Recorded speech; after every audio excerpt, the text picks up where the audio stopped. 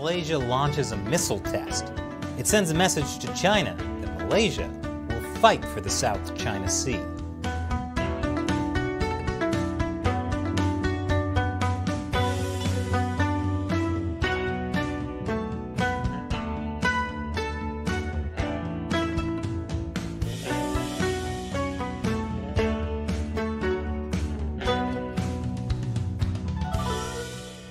Welcome to China Uncensored. I'm Chris Chappell.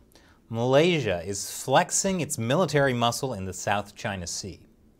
And it's sending a clear message to China. Malaysia is no pushover. Malaysia just held 6 days of military drills called Taming Sari 2021.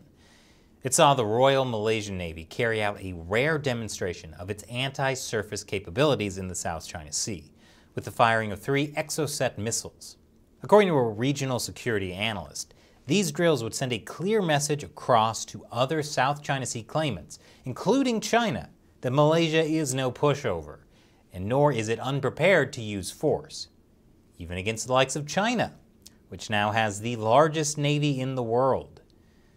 The Chinese Communist Party claims almost the entire South China Sea, putting it in territorial conflicts with the Philippines, Vietnam, Indonesia, Brunei, and of course, Malaysia.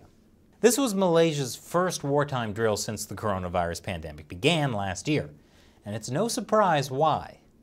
At the end of May, Chinese military aircraft breached Malaysian airspace. Malaysia scrambled its own aircraft after the Chinese aircraft ignored warnings to leave. It caused a huge diplomatic fallout.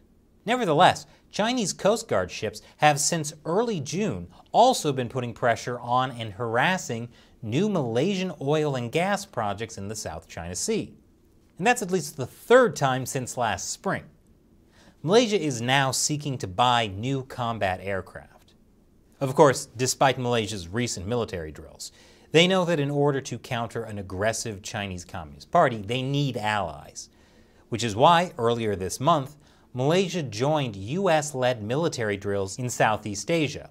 In addition to Western nations like Germany and France, several other countries with competing South China Sea claims also joined, like the Philippines and Vietnam. And yes, the US and Communist Vietnam are joining military drills together. That's how much everyone is concerned about China. In fact, in a recent speech in Singapore, US Vice President Kamala Harris had this to say. In the South China Sea, we know that Beijing continues to coerce, to intimidate, and to make claims to the vast majority of the South China Sea.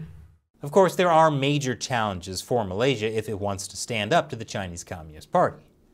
More after the break. Welcome back. Malaysia is sending a clear message to China. It will fight for its territory in the South China Sea. But challenging China will be difficult. It's not enough to stand up to China militarily. China is also powerful economically and politically. China has been Malaysia's biggest trading partner for a decade. China's oil imports from Malaysia have tripled in the past year. And the coronavirus pandemic is devastating Malaysia.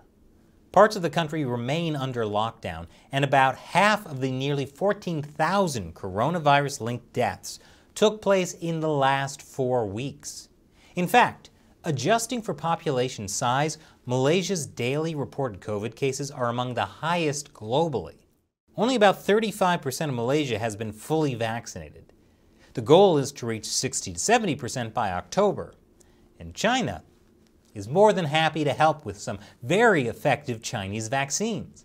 And that's just the first shipment of a 3.5 million dose order. Earlier this summer, Malaysia had actually announced it would stop using another Chinese vaccine, Sinovac, because they had gotten a lot more Pfizer vaccines. I guess they hope that CanSino is better than Sinovac. But Malaysia faces another big challenge if it wants to stand up to China: its own political infighting. Last week, Malaysia got a new prime minister, the 3rd in 3 years. That's not a great sign. The new prime minister is Ismail Sabri Yaakob. He was appointed by the King of Malaysia after the previous prime minister lost the support of parliament. The new Prime Minister now faces an immediate challenge of taming Malaysia's surging COVID infections and rising death count, as well as reviving an economy that has suffered from multiple rounds of lockdowns, all areas where China will be happy to help. For years, China has been trying to get a foothold in Malaysia through corrupt infrastructure projects as part of the Belt and Road Initiative. In 2018, I did an episode about a shady Chinese-built dam that could potentially kill thousands. I'll put a link below. But eventually, the Malaysian Prime Minister China was working with on these deals was convicted of corruption, which was partly tied to those Chinese deals. And his replacement wanted to scrap the China deals. But then that guy was ousted in 2020 and replaced with another guy. And this month, that other guy was replaced with the new guy, Ismail. And this new guy is part of the same political party as the original guy who was working with China and convicted of corruption. I'm simplifying things a lot, but what's important is the Chinese Communist Party uses political division for its advantage. China is putting on a friendly face for the new guy.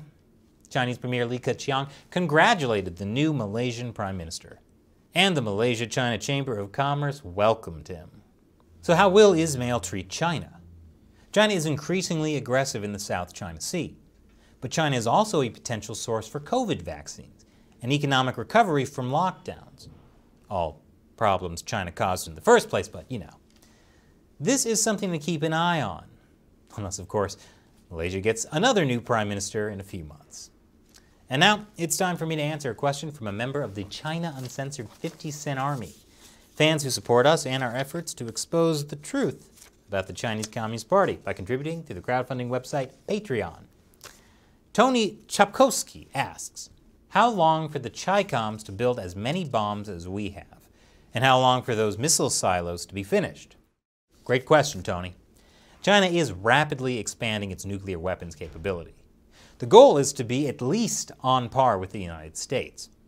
According to satellite images obtained by the Federation of American Scientists, China is building 110 new nuclear missile silos in Xinjiang. And just a few weeks before that, 120 other new missile silos were discovered. Now, we don't know what's in those silos. They could be filled with concrete for all we know. But the longer this goes on, the less anyone would want to gamble about what China's nuclear capability is or isn't. Thanks for your question and your support, Tony. And big thank you to everyone who supports China Uncensored on Patreon. We could not do this show without you. So thank you for joining us in the fight to expose the Chinese Communist Party to the world.